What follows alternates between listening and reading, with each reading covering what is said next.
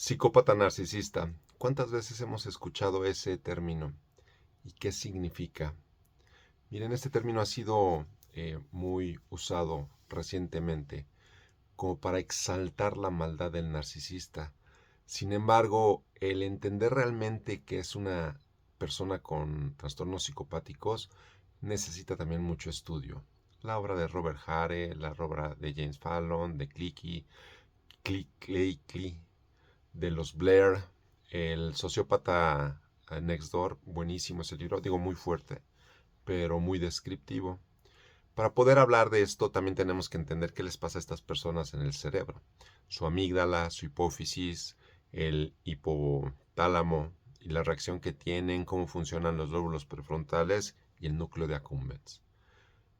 Sin embargo, para poder dimensionar de qué tamaño es el problema, es importante que pongamos en perspectiva la realidad de la dimensión de cuántas personas pueden tener esa condición. Si vemos el total de personas, actualmente entre un 20 y un 25% pueden tener comportamientos narcisistas comórbidos. ¿Qué quiere decir esto? Que no cumplen con las características para ser un narcisista clínicamente diagnosticado. Sin embargo, pueden tener algunos comportamientos distintivos propios del narcisismo, entre el 20 y el 25%.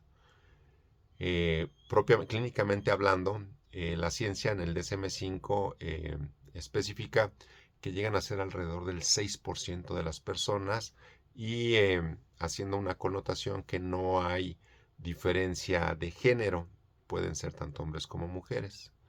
Y luego están los que entran en la clasificación de psicópata, que se le conoce como trastorno de la personalidad antisocial desde la psiquiatría. Estas personas son alrededor del 1%. En este grupo se clasifican sociópatas y psicópatas. Y es donde hay que entender cómo funcionan sus cerebros para poder dimensionar la diferencia. Ahora bien, ¿cuál es el rasgo distintivo de un sociópata? Le genera placer hacer daño. Lo disfruta y le ganan los impulsos. Sin embargo, muchos de estos sociópatas tienden a ser personas extraordinarias en su comunidad, nada más que su maldad y su sadismo lo llevan lejos de donde pueden ser identificados. Jamás vas a notar en ellos un rasgo de egoísmo, soberbia, envidia, que son rasgos distintivos del narcisista. Ahora bien, hablando de los psicópatas, son personas que no tienen ningún remordimiento en hacer daño y lo hacen porque lo tienen que hacer y no les genera conflicto.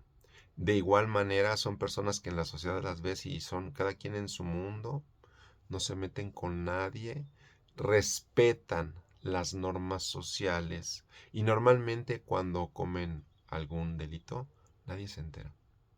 Tampoco van a mostrar los patrones de comportamiento habituales de los narcisistas, como la grandiosidad, como el esperar que les den un trato especial. Si bien sí es cierto que existen las personas con el trastorno de la personalidad antisocial y tener comorbilidad narcisista, son menos del 10% del total de trastornos de personas con trastorno de la personalidad antisocial, que es el 1% del total de la población. Entonces, ¿cuáles son las posibilidades de que realmente te llegues a encontrar con un psicópata narcisista? 0.01%. ¿Por qué es importante saber esto? No es por corregir la información que están tratando de divulgar los otros creadores de contenido, lo cual realmente encuentro irresponsable y falta de ética. Lo importante aquí es desempoderar al narcisista. No tienen poderes especiales, no son personas extraordinarias. Lo único que tienen es un problema de autoestima severo, el cual, cuando tú los confrontas, hace que se replieguen.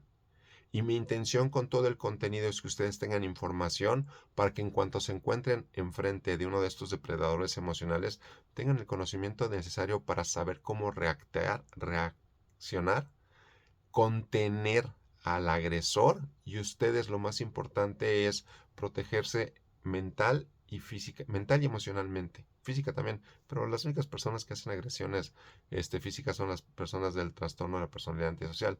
El narcisista no entra en una agresión física directa. Se trata de él ser el centro del mundo, no tienden a ser violentos. Espero que esta información les sirva para aclarar un poco la paranoia colectiva que están tratando de generar algunos creadores de contenido en aras de poder incentivar el consumo de su contenido. Tengan buen día.